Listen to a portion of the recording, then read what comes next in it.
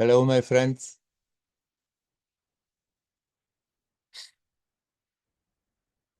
Before I came to India for a few years, I attended the Gita lectures of Swami Chinmayananda in Zurich, in Switzerland.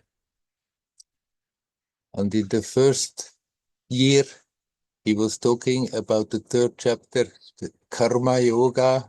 And when he came to the 30th verse, he said it's like, this verse is somewhat like the backbone of the Bhagavat Gita.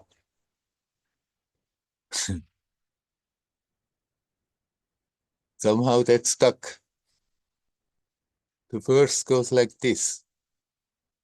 Sri Krishna says to Arjuna, who is hesitant to do what he is supposed to do, to go in this fight because he sees relatives on both sides. But then Sri Krishna says him in that verse,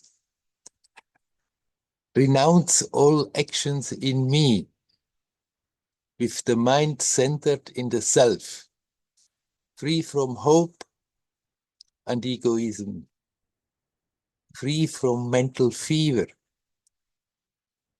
So you fight. Actually, it's a very beautiful description how we can act in the world, how we can go from day to day. Just renounce every action in the divine. What does it mean? It means that we just don't stick so to that doership, that I'm doing this, I'm doing that, hoping for results, being obsessed with ideas, what I want to achieve and not to achieve, what should happen, what should not happen. Just renounce every action in that divinity. Learn to let go. Learn to let the things take their course. Nothing wrong sometimes in planning, looking ahead, thinking how things could happen, make some plans, but here, now, and then leave it up to the divinity, whether things are working out or not, instead of worrying about the future.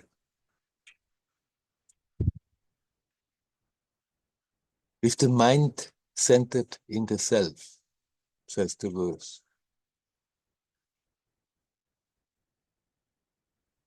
Not being always agitated what people may think about, whether you are good or bad, whether you are successful or not, but just be consciously alive in the present.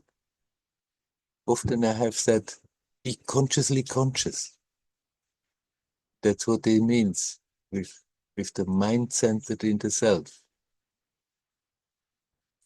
Free from hope. What does that mean? It doesn't mean that people should be hopeless. So anyhow, nothing, nothing matters. No, but he means that we stop projecting always our attention in the future. Always thinking things are not good and hoping I should do this and should do that, and then I can improve. Nothing wrong putting our creative energy in the current of events that give a chance that things can change to the better. But what he means that obsession of always fixing the attention on the future makes us miss that spark where we are alive, here, now. Free from hope and egoism. What does he mean there with the egoism? That's the past. The ego is nothing but hanging on to that story, that me, it's the past. So don't get worried about the future. Let go of the past. We don't have to erase the memories, but stop that emotional attachment to what has happened. all the good things I do it, being proud of it, all the bad things I did, feeling miserable about it, or all the things that people did to me, keeping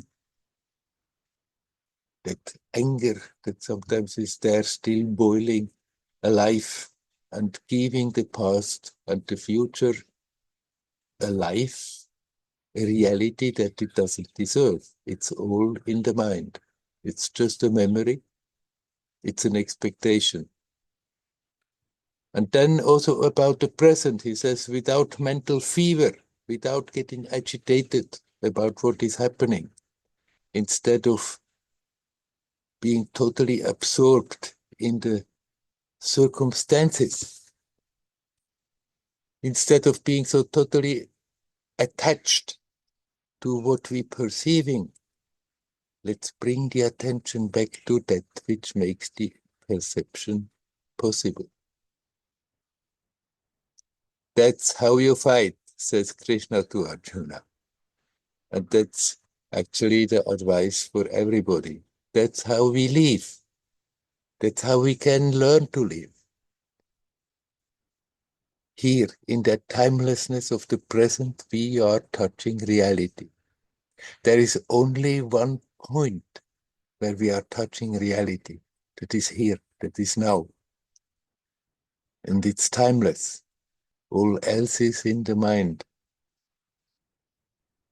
And the advice is that we learn not to be so attached to it and get emotionally upset about it, emotionally attached, and channeling that beautiful life force, that beautiful creativity, that inner divinity that wants to express itself with channeling all in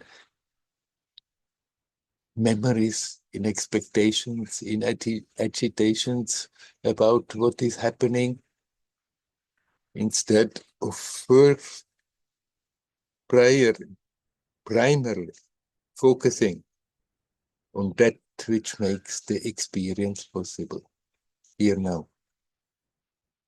That awareness, that sense of presence, that consciousness of being alive, that love of existence, you're missing totally if you are always in the mind.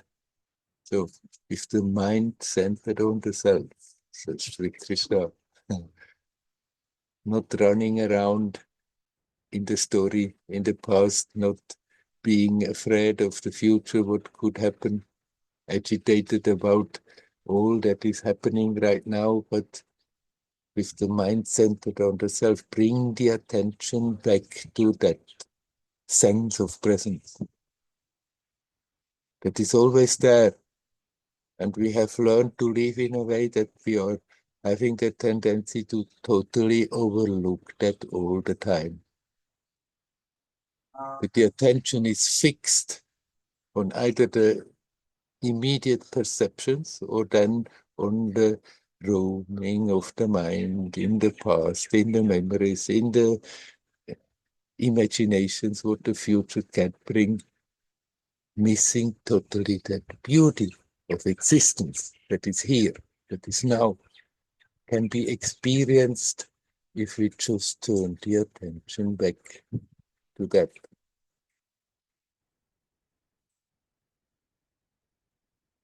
If we live like this, then it will happen that sometimes effortlessly, suddenly you find yourself totally rooted in that. When we start out, it may look like an effort because we have been living very differently all the time, and the habits have their own strength, have their own momentum, that we have the tendency to repeat the same patterns over and over and over. And when we have never tried to be aware in the present, then the habit is so strong that the attention goes all over the place. So it looks like an effort to simply be.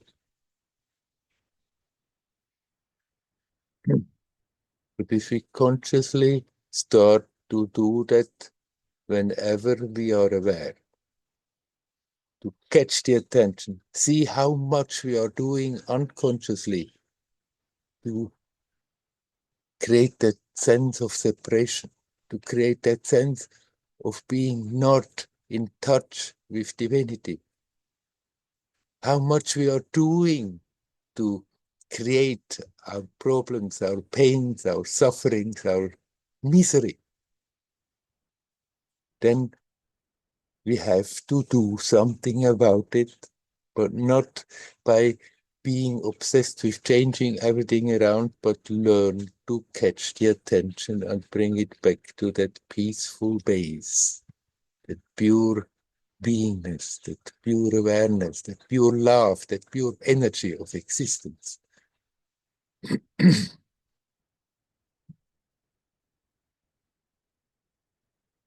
And if we sincerely go about that, it will start to happen.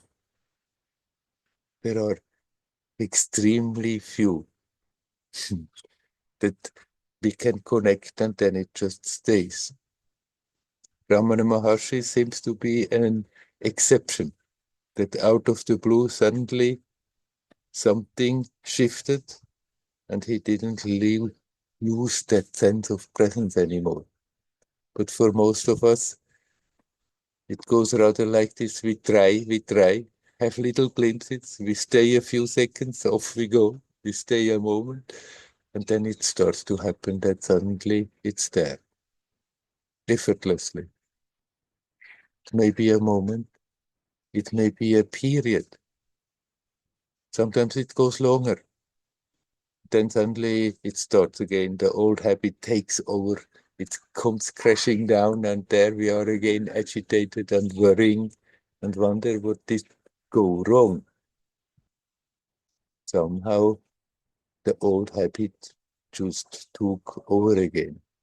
And there we start the same thing, reminding ourselves, catch the attention, come back home, be here, be now, learn to relax in that.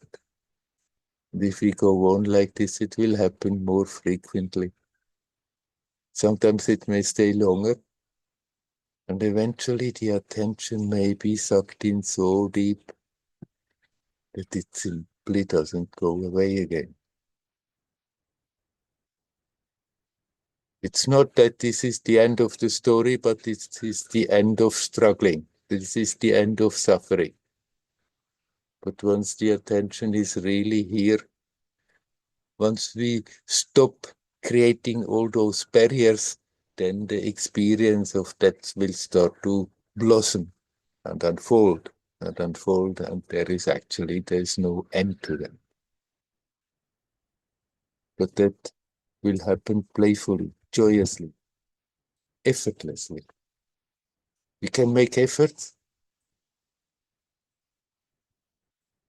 still make efforts, but not as a duty, not as a heavy word, but joyously, playfully. Like everybody knows that people go for recreation, go jogging in the woods, they make an effort, and in spite of that, they feel it's like a recreation from their office life or whatever. Effort is not basically wrong or bad, like it seems to be propagated now a lot in the modern teachings of spirituality. Don't make any effort. It brings you away from that. Nothing wrong with effort, but we can learn to be playful, joyous about it.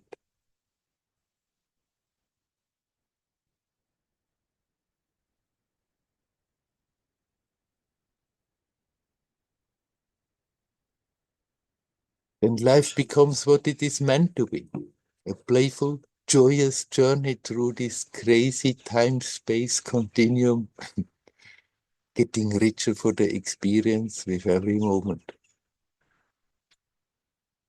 unfolding, expanding.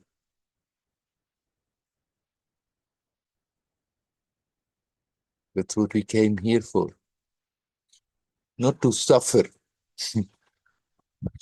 not to feel miserable about the circumstances. We just have learned to live the way we are living, and like, because everybody lives a bit in this way, we join the current, and then we say, then we are being told this is life, this is the serious life. That's how it is. It need not be like it. If you follow that advice of Sri Krishna, that we learn to live like that, that we learn to live every moment, being rooted in that base, in that divinity. Then we go through this whole journey playfully, joyously, and the experience of what is keeps on unfolding and unfolding.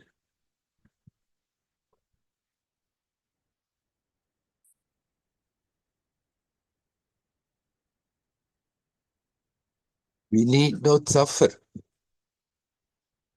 Nobody has to suffer. But as long as we are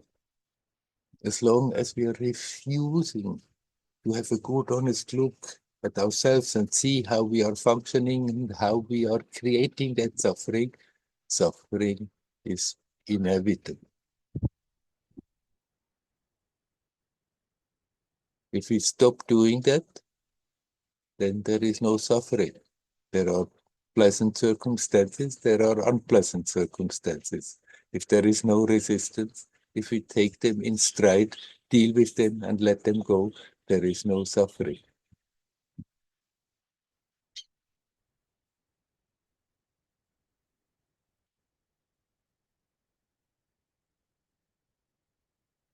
Let's live like this,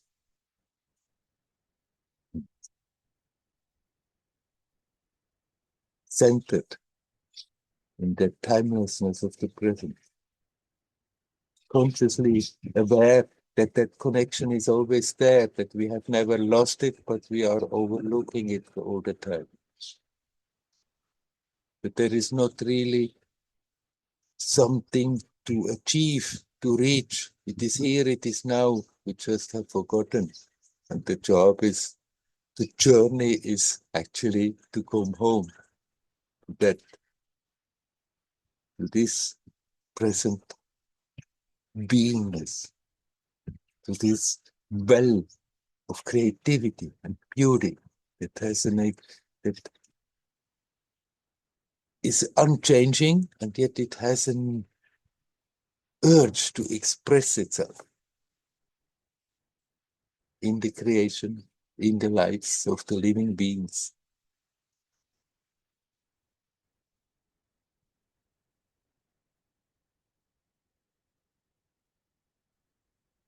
Okay, my friends, I stop talking by myself. Is there anyone who would like to come in and say something? You are welcome to do so.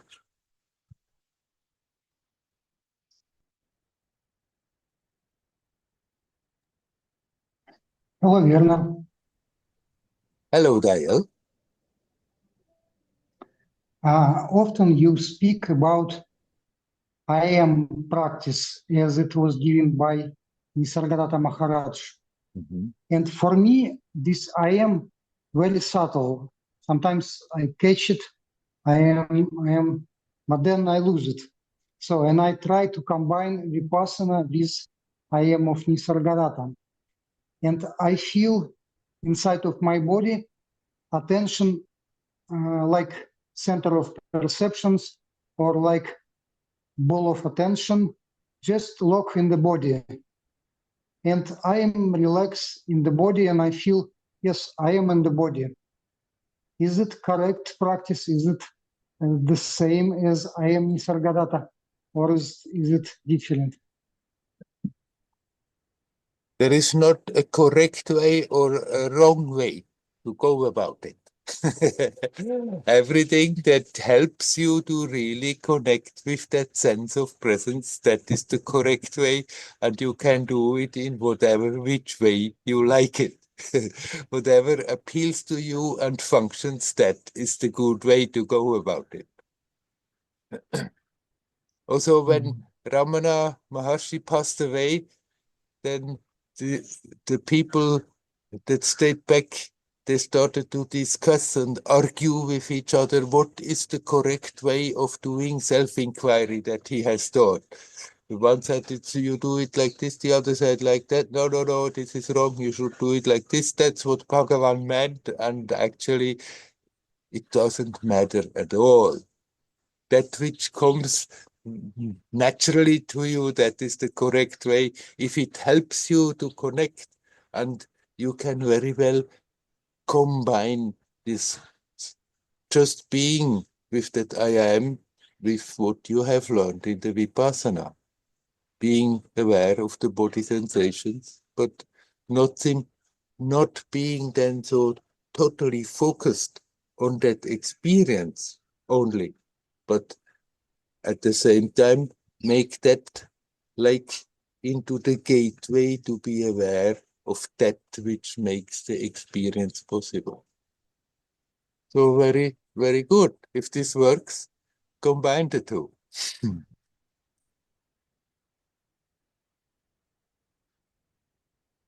Sorry, I don't hear you anymore. Yeah, and I just stay in body with my attention. You're breaking up. Maybe connection is not good. Yeah. I just go out. Second, I want to go out. Yeah. Maybe I just try to go out. Maybe in the house is not good connection. Can you hear me now? Somewhat. Is it better now? Yeah, yeah, try. Go ahead. We'll see whether it works. Can you hear me now? Yeah. Hello, Werner, can you hear me now? Yes, it has some funny echoes, but you can try. Okay, I just go to the roof. Just a second, I go to the roof. Okay, okay.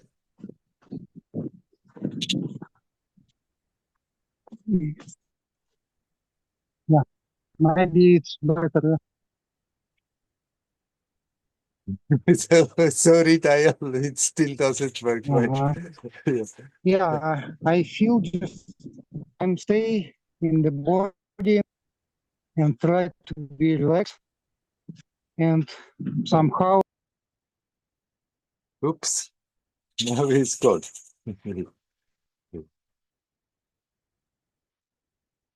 Dial, can you hear me? Now it's all gone. Not... and I there you are again. okay, okay, okay. Maybe I come Maybe again. Somebody else. now you are on the Bluetooth. Maybe you just try to go to the normal microphone of the device.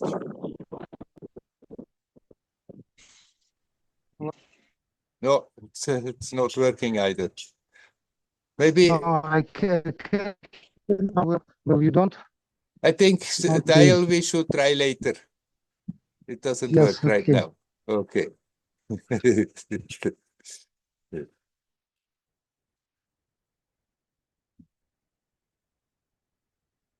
There anybody else who likes to come in? You're welcome. Hari Om. Hari Om. Ah, hello, Ben. Hello, Werner. It's been a while that I didn't join the Satsang, even Yes. though sometimes I connect. I watch the recordings, and it's always it's always a very useful and powerful way to connect. So I'm very grateful for this community and for these satsangs. And today I had the inspiration to join again. And I don't have a, I don't really have a, I don't think I have a question, but I'd like to just share a little update of what's happening in my life as a way of reflection with you, Werner. Um, I it's been now maybe 6 weeks that I know that my partner is pregnant and that we're going to have a baby. And at the same time, that has made that I left the community where I was living for 4 years, and we're now living together. And so a lot has been happening in me and in my body, in my emotions, in my feelings. I'm really happy about the this news. Yeah. Since I met my partner, we were actually both very clear that this is something we wanted to build a family, and we felt we were the right person for each other. Um, but then the baby came a bit quicker than we expected.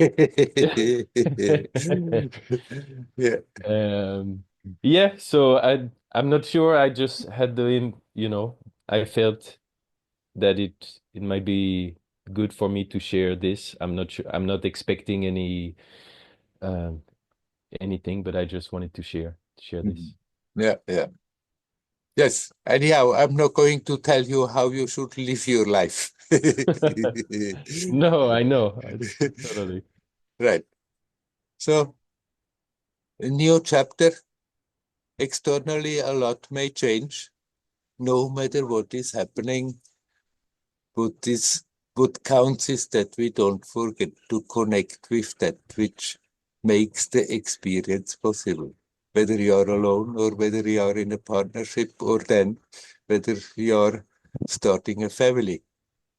There will be a lot of external action, sometimes pleasant, a lot of time inspiring, and a lot of time also annoying. This is all part of the story.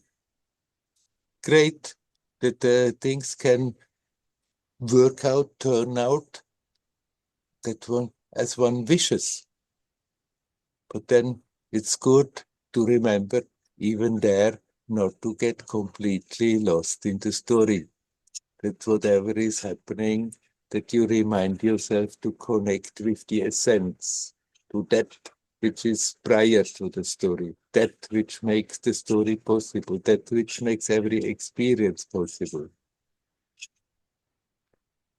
If we in good times get a bit lazy and forget about it, then after that, when the tide changes, then the happiness disappears and people start to suffer. But if we don't forget it, when everything goes nicely and sweet and beautiful, to connect in spite of that, then one is also ready to face circumstances that are not always so favorable and that are not to our liking. But in spite of that, we can connect with that which makes the experience possible, and then we don't suffer.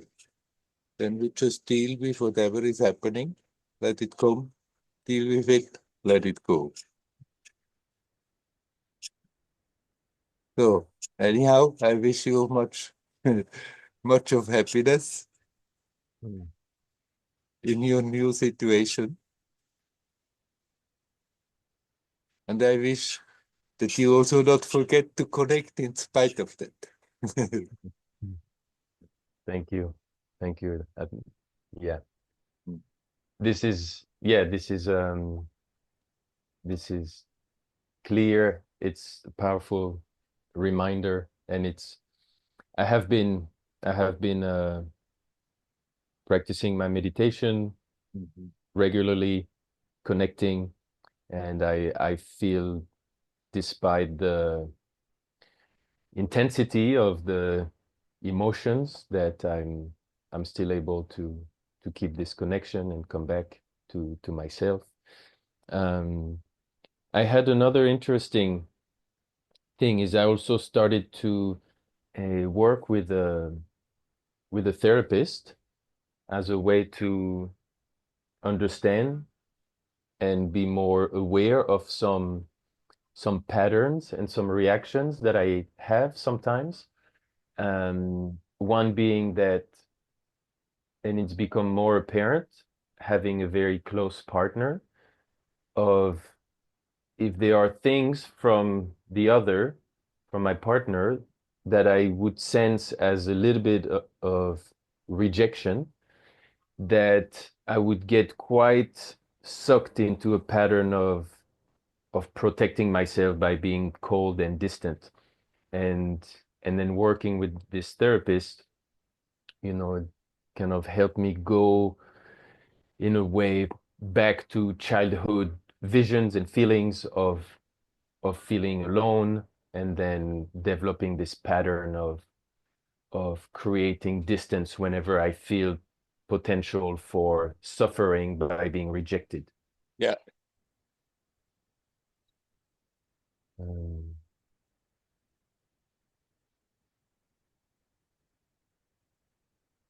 Yeah, so again, this I'm sharing out loud just my process, that it's been, I guess, combining this awareness of the present moment so I can be aware of my reaction in the moment, like, oh, I'm separating myself, is useful. And it's also been useful, this perspective, like being guided to understand the relationship with maybe childhood to what's happening now. Right. Of course, we are all somehow or other formed by that, conditioned, how we are growing up. And when we become aware of that conditioning, then we can undo all those aspects which create pain and suffering. We don't have to get rid of every damn thing that is there, because a lot of tendencies that we have acquired, they may not be standing in the way of being conscious.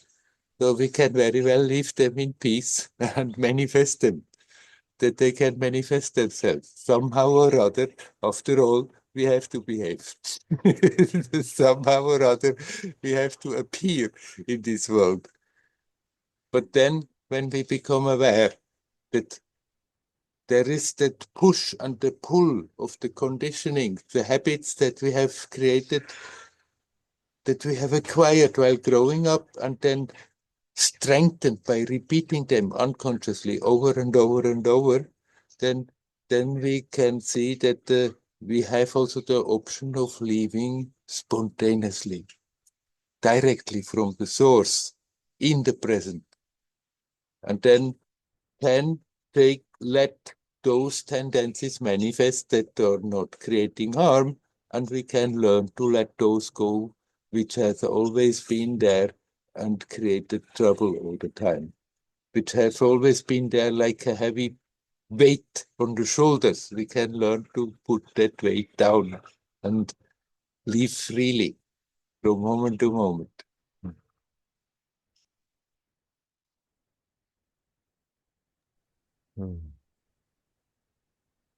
Hari Om. Hari Om. I wish you well. Thank you, Werner. Thank you so much. Hari Om. Is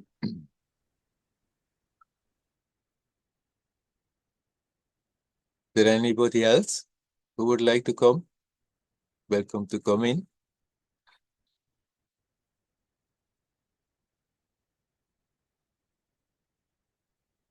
Can you hear me? Yes, now I can hear. Hello, Floyd. Yes. Yeah, I just wanted to share. Last week, I went for 5, 6 days on a sort of retreat to Yogananda Ashram. And I'm a member of it formally, but I've never followed the system. And I the sort of my friend said, they give free retreat stay and stuff like that. So you enroll and keep so that we can go someday. And then I think it was his mission to take me there. So, yeah, it wasn't, like, yeah, part of me wanted to also experience other uh, energy places, like the Osho place in Pune, and things like that. But I still went, and 5-6 days, it was a nice place by the lake and things like that. But I also found, yeah, sitting in meditation, and they have a system called as long meditation, where you meditate for 40 minutes, then there's some singing, then again 40 minutes, then, so it is like almost 2-3 hours of meditation. Yeah. So I felt that for me, I started my journey with meditation, with kriyas and meditation. And then it slowly, I met a fakir, a saint in Vrindavan. So then it evolved into bhakti and chanting and things like that. So I felt that the idea of sitting in meditation was sort of creating, it was like an effort to be in meditation.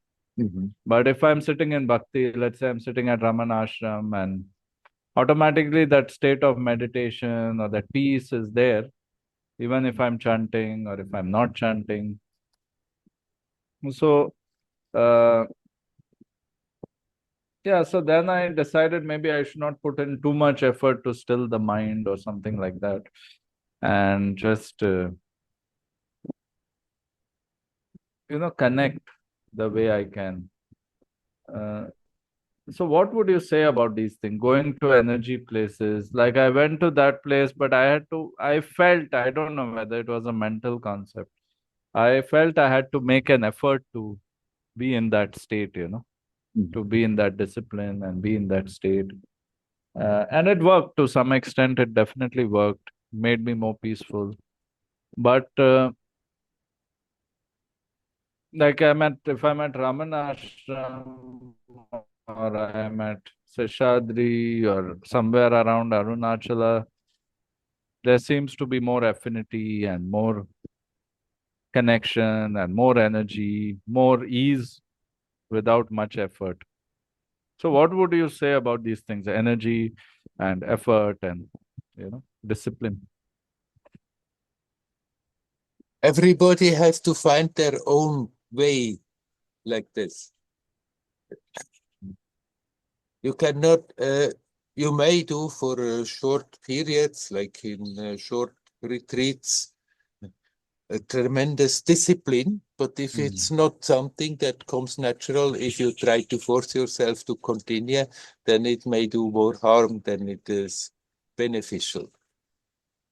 Then the opposite extreme, then people come and like they come here and think, okay, now I can just do whatever I like. Arunachala is then doing the job. It doesn't work either that way. If you have the opportunity to go to a special place that attracts you, then it's great that you can do so. It's not that that place is going to do the job for you. But if you take the trouble to catch your attention and bring it back to the essence, you may get a lot of support there. And if you feel that this is easier for you when you come to Arunachala than when you come to that Kriya Yoga place, then I guess that's also more beneficial for you. You cannot say it's like that for everybody because other people may feel the opposite. You just have to find your way, be honest with yourself, and then you find the measure how much it makes sense to have a certain discipline and how much it doesn't make sense. It becomes just a new burden instead of helping. Yeah. like most of the spiritual paths, they talk about some kind of effort, some kind of discipline, and usually it is to get rid of some conditioning. Yeah. That's what they say. But I get a little bit confused whether it is my laziness that I don't want to do those things, or whether I have come to a stage, because that also is, it sounds a bit egoistic, to say that I've come to a stage where I don't need to, meditate in that kind of format and sit in that manner. Uh, but somehow there's a, I don't know, is there like something like a beginner stage, and then you come to a stage where you don't feel that is the way for you, or I don't know, it sounds a bit egoistic to say that also. I don't, so I question myself, whether really is this what it is, or is it just that I want to, force my mind's preferences, or is there really that I feel something very special when I go to certain places and I don't feel it at certain places? Or is it only a creation of my mind? In front of infinity, we are always beginners. Wherever you are, there's still infinity beyond. And so we are always it's good to feel like a beginner, not as I'm an advanced practitioner. Now, whether when it can happen that there is a period where you feel like doing more disciplined meditation, and a period where it may be not on the program, and that can be all right. It doesn't mean it's a more advanced stage, but at that time it may be more helpful to be more relaxed about it. It's not because you are beyond discipline, but at that time, right now, maybe it's not the best for you, but I wouldn't completely discard it and think discipline is somehow holding you back. But find out the middle path for you that feels right. That a little bit of self-discipline doesn't do any harm. But at the same time, you can also really do and live and go about it like you feel from your heart it is right now. Not because then that you think, okay, I don't need that anymore. It may be that for the time being it's like this, and there may be a time where you naturally will practice again more in a disciplined way. This is totally possible. Yeah. But if you feel But that is there it comes, if you feel it comes easy and spontaneous, if you come and are in a certain place and you have the opportunity to do so, by all means, follow that. Is there like a natural tendency where, I feel that for me personally, for this person, it is easier when there is some kind of affinity, bhakti, or, some kind of Yes. connection, with that place or with that person or with that samadhi or whatever it is. And yeah, but I can also I understand, technically that, you can focus on your breath and then you can calm your mind, or you can focus on the body and then you can calm your mind. But is there like a natural way for each person, or is it like something which they have to use as per the situation? Yes, there is a natural inclination and you can follow that. And of course, if you do feel some kind of devotion, it makes it much easier. One can also be devoted simply to that awareness that there is the possibility of self-realization.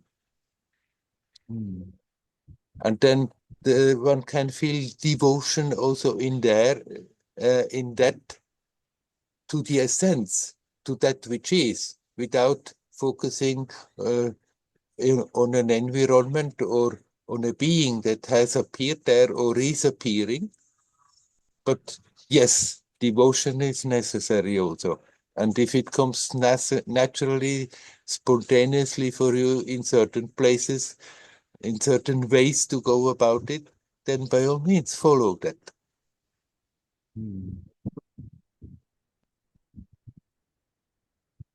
Yeah. Hmm. Thank you. Hari Om. Hari Om, Hari Om.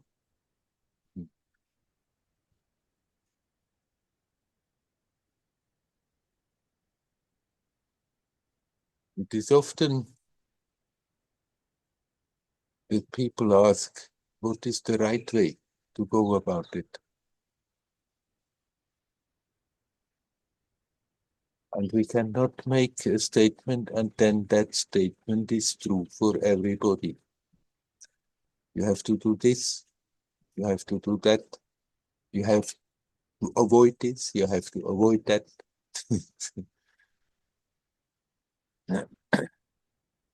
We have to learn to be honest, to look at ourselves honestly and see where certain impulses really come from the essence, come from the heart, or whether we are just playing mind games. If we have that intention of being honest, then more and more we are clear from where it comes, where we are getting the impulses, where we are getting the direction from. And we can follow that full-heartedly. And then the mind may come in, the head may come in, or people may come in and say, oh, this is not good enough, you should do this and you should do that. It's good that we learn to have faith in that which we honestly feel.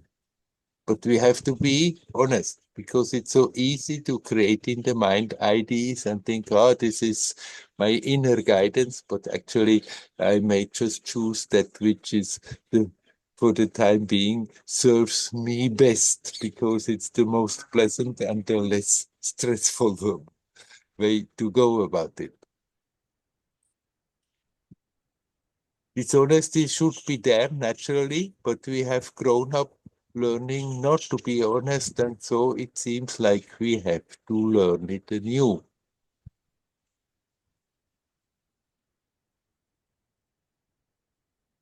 But if we are not creating these mind games, we can become aware. It's natural to be honest with oneself because one likes to be natural. One likes to be happy because this is natural to be happy, to let that joyousness of existence flow in our experience and express itself. The mind games, they come out of conditioning, out of being attached to a certain role, thinking that's what I am, identifying with it, and then creating a lot of tensions unnecessarily most of the time. So for that, it's necessary to learn to be honest. Here now. See what's going on. Am I now really guided? And that guidance helps me to open up further, to be more expansive. Or am I just having ideas in my head that are not really coming from my being, but simply because I have figured out certain things in a certain way. People have been talking to me in a certain way, have picked up this and that from them, and then form my opinion. My opinions that are maybe totally mind-based. But if we start to honestly look at ourselves and see what's going on, then we become aware, oh, there is something, I'm just telling myself story, something that has happened emotionally, intellectually, maybe even physically involved, that is repeating itself over and over, and actually it makes that connection more difficult.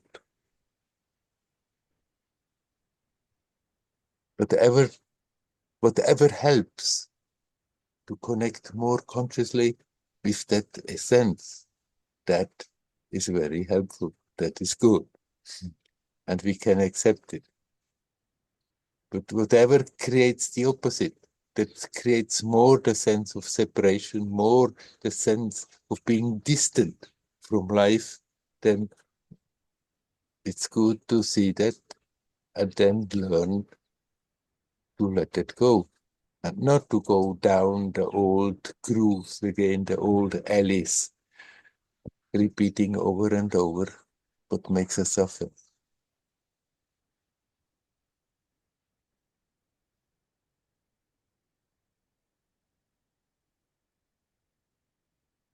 Is there anybody else who would like to come? You're welcome to come in.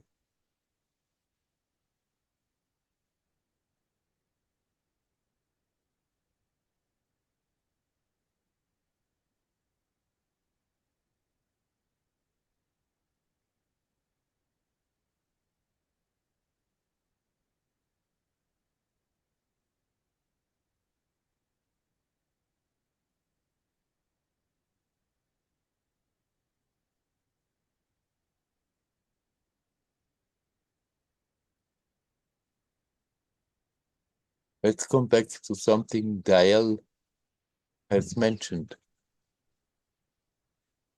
He talked about the teaching of Nisargadatta Maharaj. Just stay with that I amness. And then one may try. And sometimes it may seem to be very successful. And then sometimes it may seem like it's just something mechanical that is happening and nothing is really changing, nothing is going on. And then the question comes, am I doing it right? Maybe I'm doing it somewhat wrong. Maybe I should improve my technique. Maybe I should learn another technique. It has nothing to do with doing what those practices right or wrong. The traditional techniques, they are a blueprint that can help people. They can pick out what is helpful for them and use them. They can give a lot of inspiration, but after that, what is needed, the job is that everyone confronts that essence directly by themselves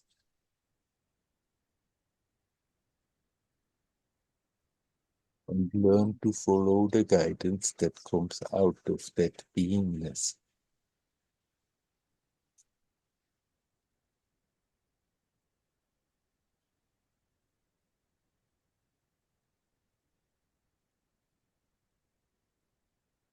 There's not a right way to go about it or a wrong way to go about it. There's just a sincere way to go about it or an insincere, that we just go through motions, but actually it doesn't mean anything for us. And then still repeated over a long time, it may bring a little something of an opening, but most of the time it doesn't help very much. There has to be that sincerity, that no matter how we are going about, no matter what we are doing, that it really is motivated all the time by that one little thing, that we become self-aware, that we become aware of what we are.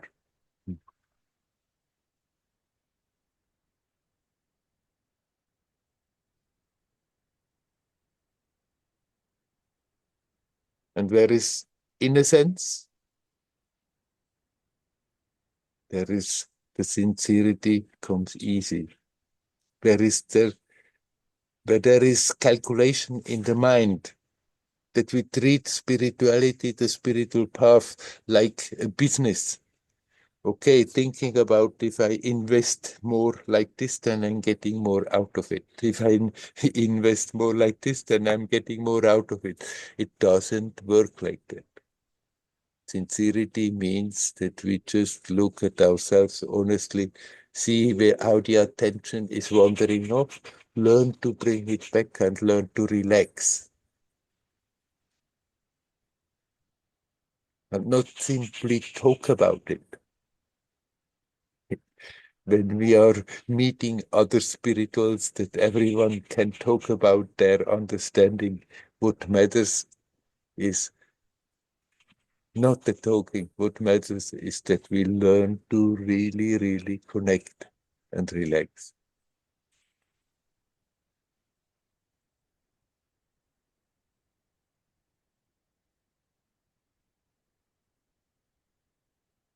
Some people, they meditate naturally. And then sitting for them and sitting more and sitting more is coming natural. And then there may be the question, should I sit now like this, like a Zen Buddhist, or like a Vipassana practitioner, or like a Vedantin, doing self-inquiry? That which comes naturally is the most powerful. But still, then for some people, it is very natural to make just a little effort to continue sitting and do a lot of sitting day after day. For others, it's not so natural.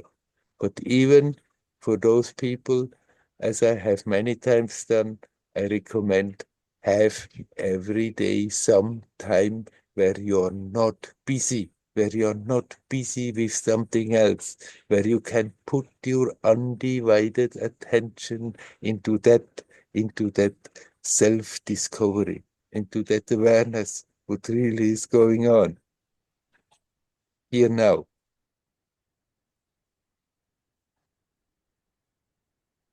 Then bring that attitude as good as you can out into your daily life, into the life moment by moment, into the relationship, into the family, wherever we are, that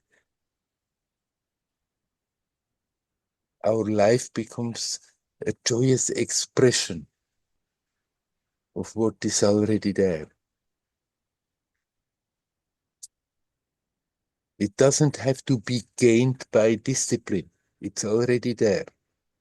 But a certain amount of a discipline is helping many people to disconnect from our mental obsessions and make it easier to turn in the direction to contact the essence. Here now, timeless. If that is happening, then whatever we are doing is perfectly valid. If that is not happening, then it's good to examine the situation, examine ourselves and see what is going on really here.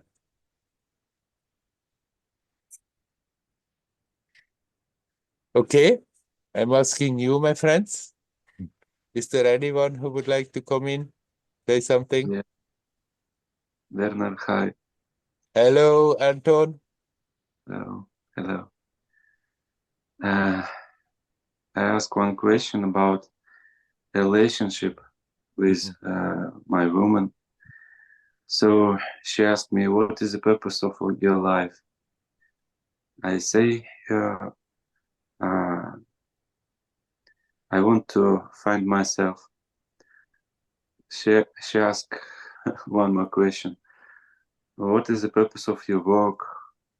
What is another purpose of life? Maybe child, maybe family, maybe with work.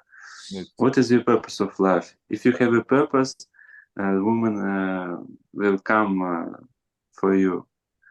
So if you don't have a purpose, she's lost anything. She don't understand what to do with you. So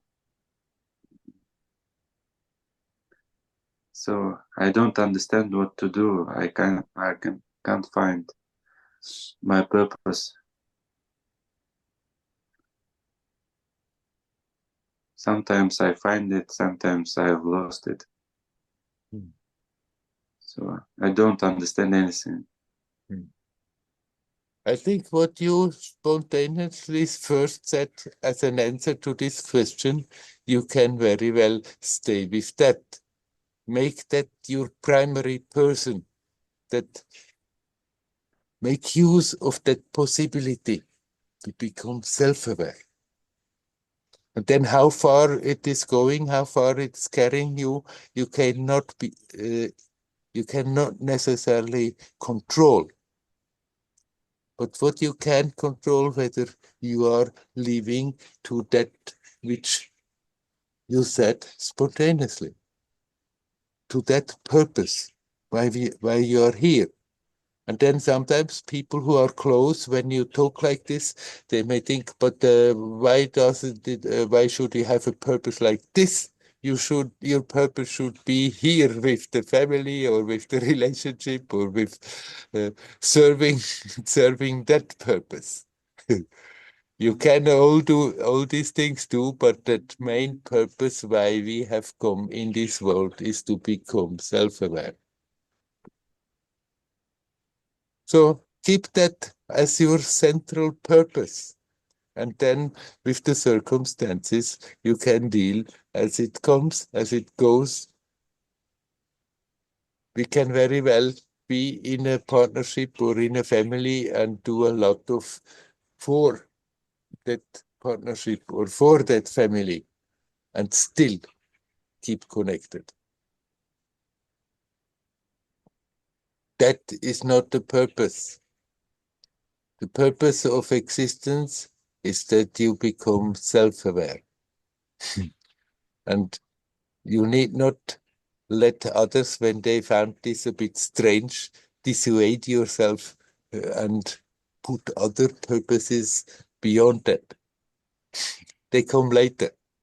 You can decide and make it for a purpose, at least a temporary purpose, to do something to improve the situation of that person you are with, or of the family you are with, or the group you are with. But still, it's good not to forget we have come to become self-aware, and then let that awareness blossom. Then let that unfold. And we have not come with the purpose of spending all our life for relative things that just come, are there for a moment and go.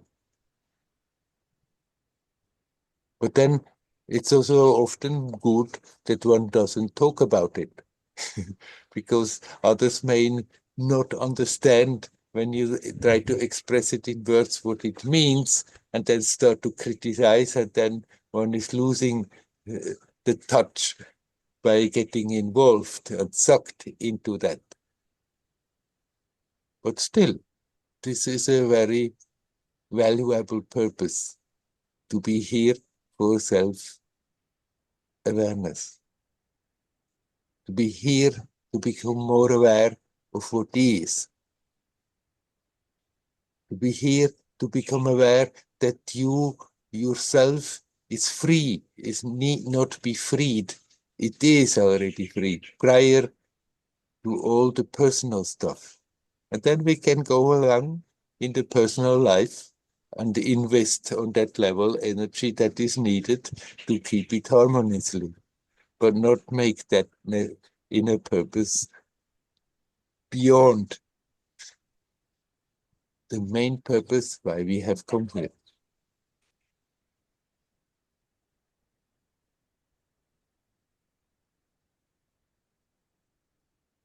Sometimes we may be in a space that we don't quite know in which direction to go.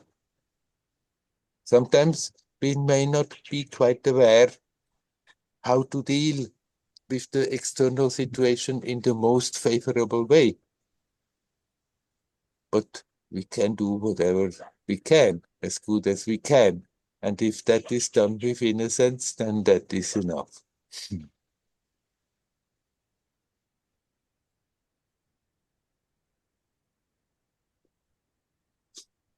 become aware what you are really, not become aware that you have definitions. I can say that's it, like this and like this and like this, but become aware of that sense of presence, of that divine presence that is always there.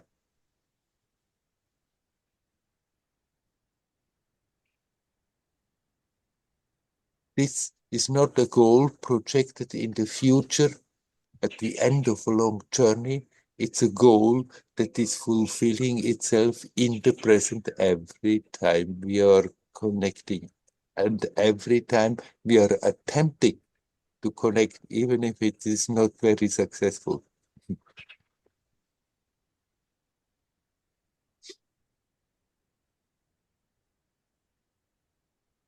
Would you like to add something more? Yes, I want to ask about ego, because woman ego want more and more, more money, more child, more. So what to do I with this?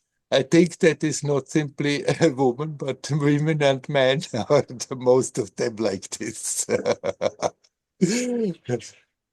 Yes, and you can go along as long as you feel, yes, it is right. It's perfectly all right. I choose to get into this situation so I can contribute.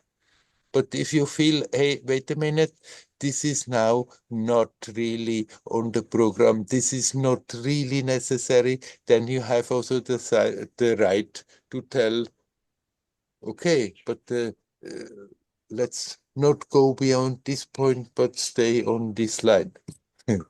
Because your first duty is to truth.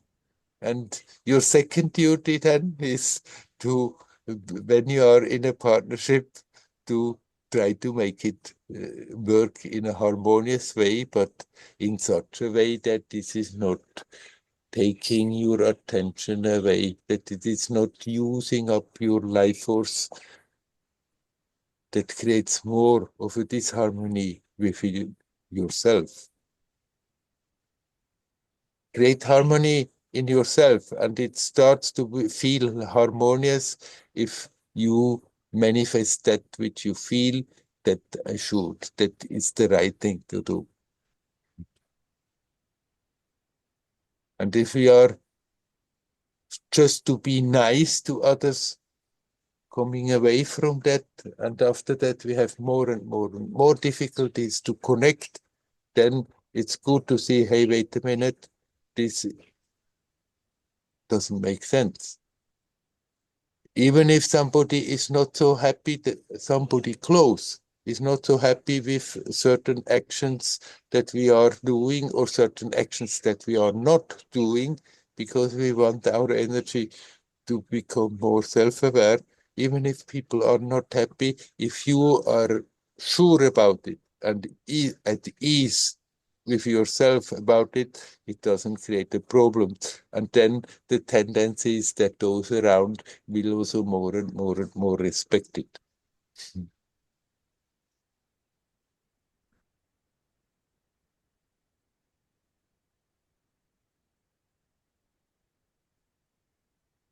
Like I said before about effort, not making effort, going about like this or like that in our spirituality, here is also again where each one has to find for themselves the right line, how much it does make sense to give way, and where is the point where it stops making sense, and then have the power, have the strength and courage to stand to that which you feel is right.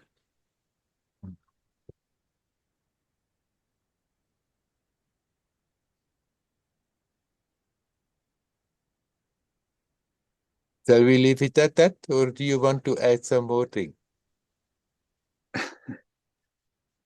Yes, I want to add, because if I'm in love, I don't want to do anything. I want to sit here and feel my senses. So a woman comes to me and asks, "What are you doing?" So let's go there or there. Let's uh, give me a purpose of life. So, but I can't give her anything. I don't know how to give her anything. You give her most if you make peace with yourself. And then the external things, as they come along, one can give as good as one can. But if you find your peace with yourself, this is not for your personal benefit only, but everybody who comes in contact with you will be benefited. So the greatest gift you can give to a partner is really make peace in yourself, be harmonious and in touch with the divinity yourself. And then externally, one can do what one can in reasonable measures. If it would mean that you have to now really totally jump into it and lose all connection and get worried and restless about it, then it will not only not help you, it will also not help her either.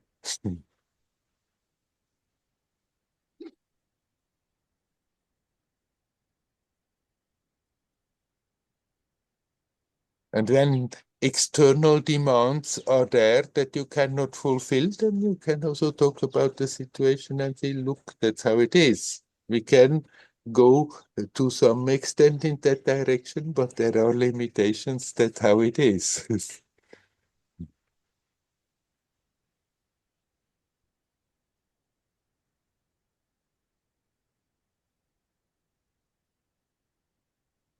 Okay. I wish you well. It's a learning process that continues. Hari Om. Hari Om. Hari Om. Floyd, do you want to say something more? That I'm seeing you again? I I feel whenever I've been with a woman, they say in the Indian context, one of my teachers, he explained to me, Indian context, woman is Shakti Yeah. and man is Shiva. Yes. So ultimately, when Kali, as Shakti was going crazy and, all the chaos was going on, ultimately, Shiva, he went into Shavasana, the dead corpse pose. Yeah. And that's when he was able to integrate Shakti, and Yeah. give her some kind of integration, give her some kind of direction. Right.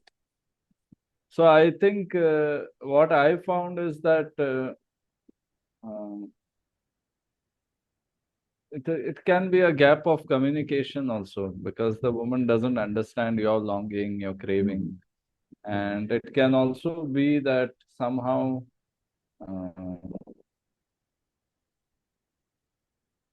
I don't know if it is right. In your opinion, is it right to classify woman as Shakti and man as Shiva? Even though I think both have, 50%. They say it is Yes.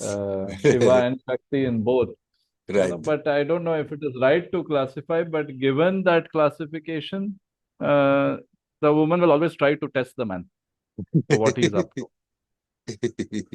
Like especially if he's a sannyasi, or a spiritual person. Yeah. Because now in the Kumbh Mela in India, Yeah. there is a Baba, he's gone quite famous on the internet. Yeah. He did his engineering in the IIT, one of the top colleges of India. Yeah. And even the reporters, they kept asking him, why did you leave IIT? Why did you, Yeah. why did you leave your girlfriend? Why did you leave and become a Baba? So somewhere, uh, I don't know, people like us who are on the spiritual path always are asked these questions, but I don't know if it is also our ego that wants to answer those questions. Yeah. You know, like for example, the man who said his girlfriend wants him to do something. Uh, I don't know if maybe she doesn't want him to do something, but just to be sure what his way of life is, that Mm. could be. But what I wanted to ask you is it our ego that makes us want to explain our spirituality or our way of life, which is a little bit different or quite different from others? Or is it okay to just be silent and just Mm. forget about it? Because even these sadhus or people who are very evolved, they have to explain themselves.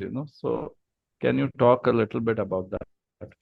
Well, if the question is there, if it helps to explain why, if it helps anyone to give inspiration, or in a relationship, talking is good. If it helps a mutual understanding, then of course it's good. It's not from the ego. If we go around and tell everybody how spiritual we are and what we are doing, then it can become very much an ego trip. Yeah, but like even when I go in certain gatherings or places, I don't do like a conventional job and a conventional way of living. I don't have conventional marriage. So, there is always this, people question, they maybe not in Tiruvannamalai or Dharamshala or traveling places, but otherwise in conventional society, they question. Yeah. So I wonder whether it is, and when I answer, it also ruffles their feathers. Yeah. It makes them a bit upset. You cannot say it's like this or like that. In many situations, the best thing is just to accept that they question and keep silent about it. Because it's obvious it doesn't help neither you nor them nor anybody if you go into explanations. In other situations, it may be totally justified that you do explain yourself because some people may be inspired by that. So you cannot say, do like this or do like that. Yeah, they may get triggered eventually and eventually get inspired also. It's possible. Right. But we don't have to go around and preach. Talk to those, basically, as a rule of thumb, talk to those who are really sincerely interested and not asking in order to criticize or are just curious, as idle curiosity. But those where you feel from the heart there comes the question, the curiosity, because they're looking also for something.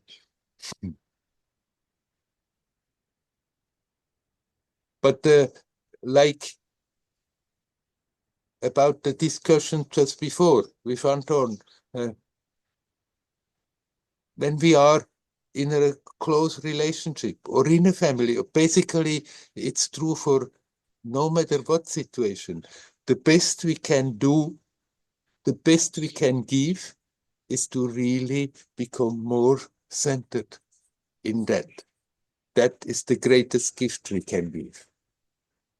But then, if we are in a relationship, then we can also adjust, do that in spite of that, even if externally we can not exactly manifest that the way we would think would be optimal, then the spiritual practice can become also to accept the situation and learn to deal with that in such a way that we are also practicing when we are not officially practicing, when we are adjusting to somebody and not letting our ideas just dominate the situation.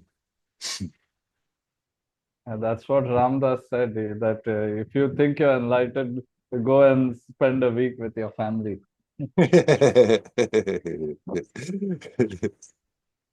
But I think it's a bit hard sometimes, to, like, let's say the woman is very active, she wants to go out to the cinema, to the garden, and let's say she's not on the same path.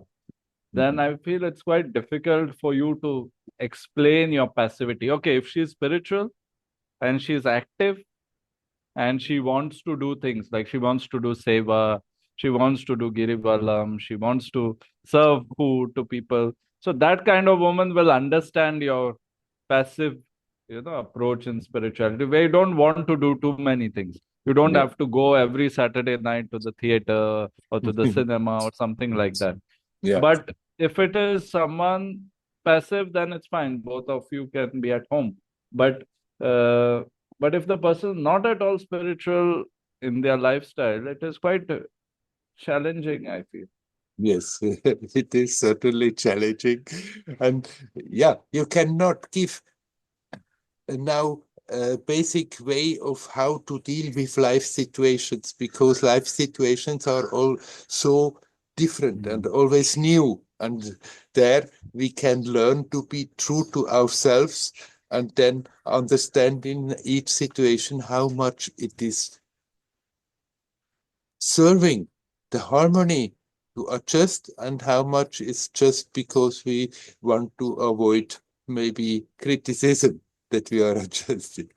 That we learn to be true to ourselves. If we are true to ourselves, the more we are true to ourselves, the more we can be true for the others and be creative, a creative influence in their life.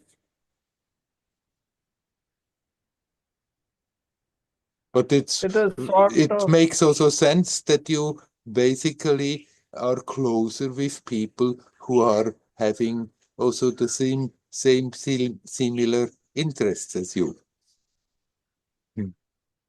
Yeah, I feel like even in those circles, it's a bit lesser, maybe. But this human ego will always make you, list your achievements to be heard, because like, for example, I was in Pune and there was some kind of birthday gathering at my house, at my friend's house. So they were asking, who are you? What are you? So I saw, the moment I told them I am an engineer, I have a master's degree, they started taking interest in all that I'm doing, like, going to ashrams, traveling. How did you do this? How did you do that? They got very interested in the whole journey in me, in my story. But when they saw me, okay, beard and, like kind of careless look, they were not interested in the person, but they were interested in those degrees. And because I had those degrees, they were interested in the person.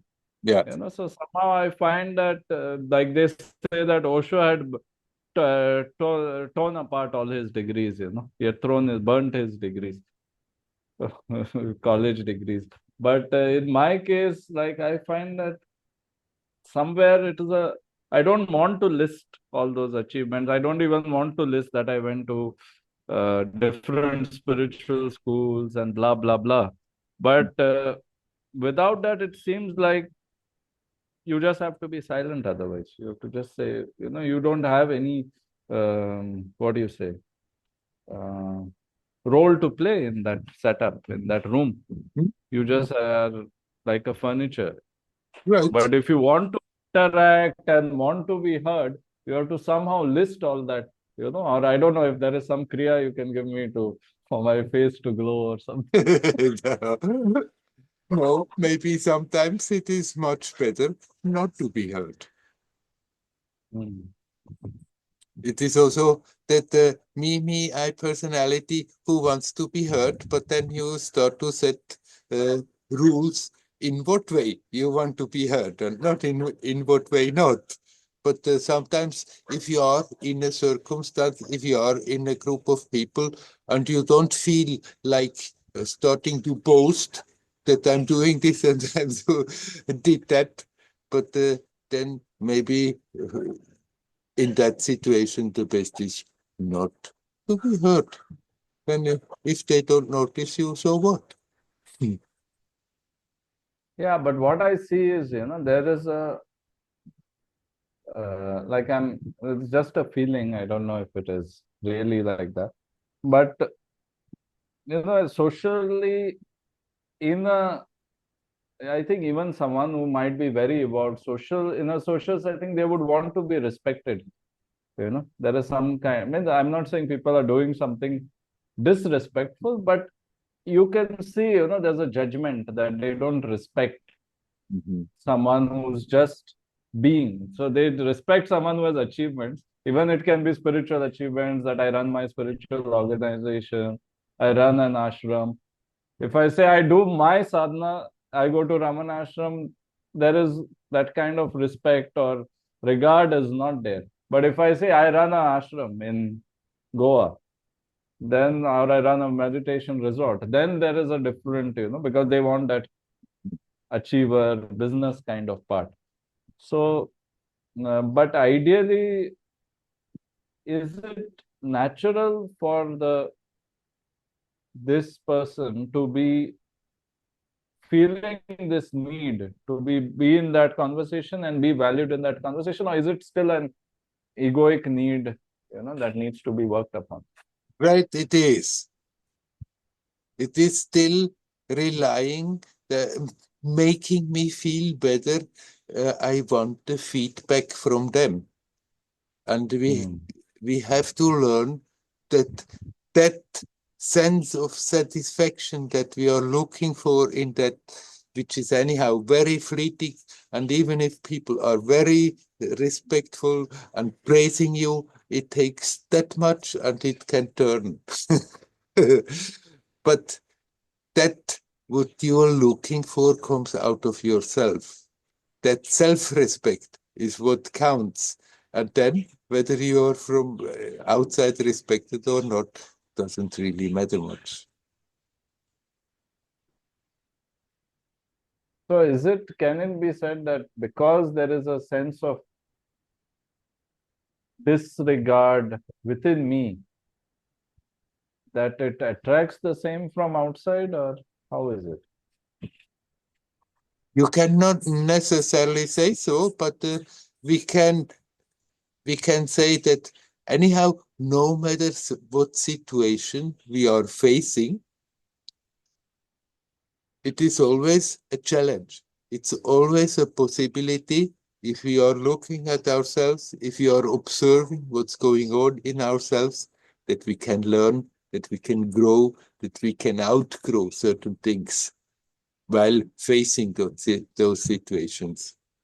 And if we become aware, okay, there, basically I don't really have much to do there, but there is still that urge that I also want to play my role in it, but then I become aware, why do I want to play that role? It's not because it's a genuine expression from the self. It's not because I want to uplift the people in the people, but it's simply the old habit that actually I would like to have respect and appreciation from others. Then we can also say, okay, that was a useful teaching, a useful lesson.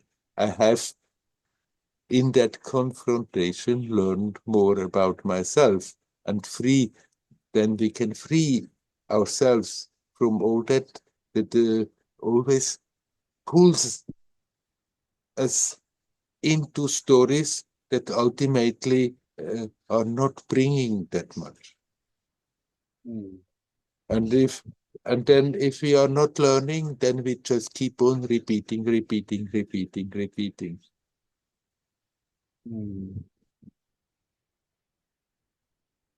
Shall we leave it at that? Yes, thank you. Yes. Okay. Hari-Om. Hari-Om.